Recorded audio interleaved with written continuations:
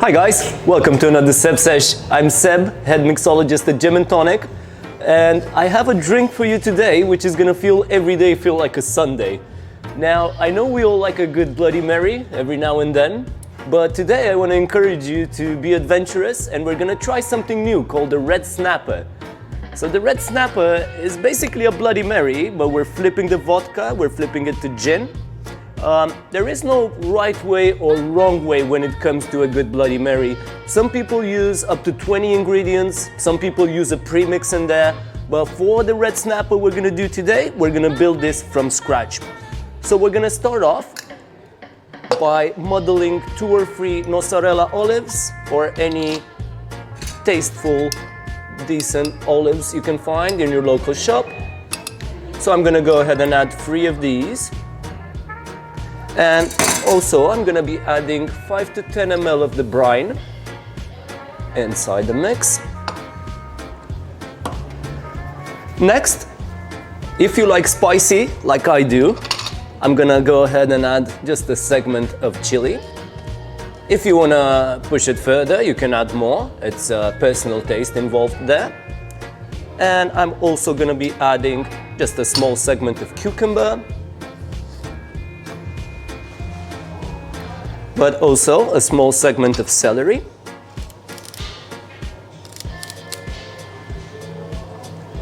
And 1 leaf of basil. So we're gonna muddle them all together to release all the flavors.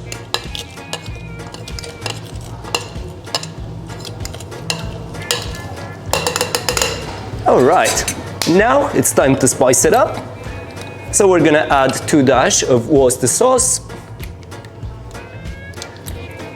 So for this recipe in particular, I'm trying to stay away from Tabasco, but I'm recreating the feel of Tabasco by adding balsamic vinegar, by adding salt, and by adding fresh chilies. We're gonna add 10 milliliters of fresh lemon juice, just to create a bit of acidity in there.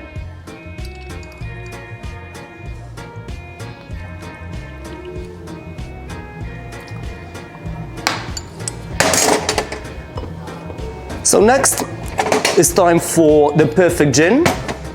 So I paired this with our lovely Mediterranean gin, just because of the herbaceous character. So this gin is quite rich in rosemary, in thyme, and in basil, and it will add the perfect flavor for my tomato juice-based drink. So we're gonna go ahead and add 50 ml of Mercato Mediterranean gin. Now, almost 2/3 of your Red Snapper is gonna be tomato juice, so make sure you use a proper natural brand,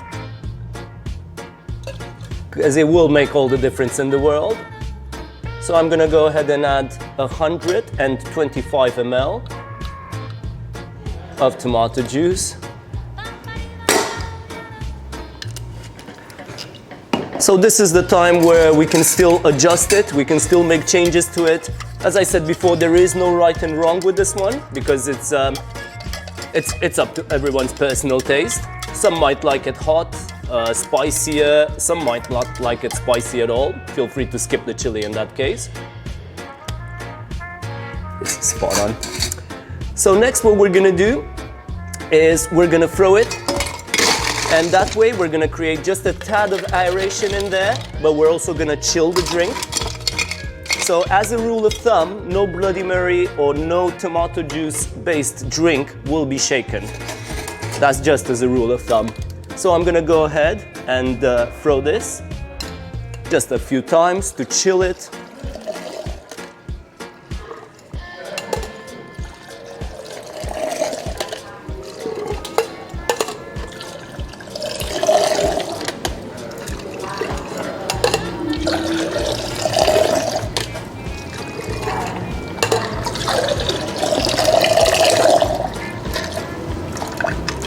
So I can already feel it here on my hand. The drink is ready, nice and chilled. We're gonna be using a tall, beautiful sling glass for this. And I'm gonna add ice cubes to it. And now, using the fine strainer, just to keep all the bits in there, we're gonna strain this.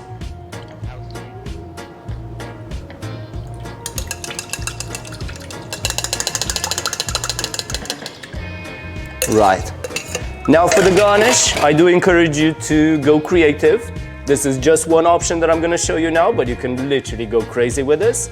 So I'm gonna go classic. I'm gonna do a celery stick.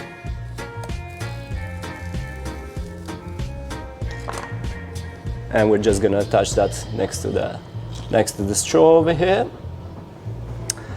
Next, I'm gonna attach one chili, one fierce red chili over there.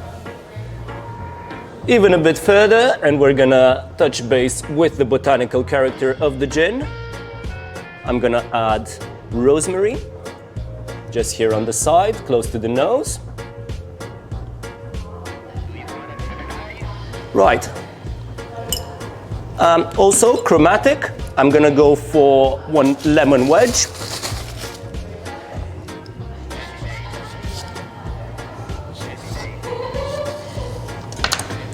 Right, so that's already looking lovely. To finish everything off, I'm gonna go for balsamic vinegar, and I will just literally spike the surface of it a bit. You only need a tiny bit of it. Crack of pepper, and a pinch of salt. So there we have it, guys. Every day feels like a Sunday with our lovely red snapper. Cheers, enjoy.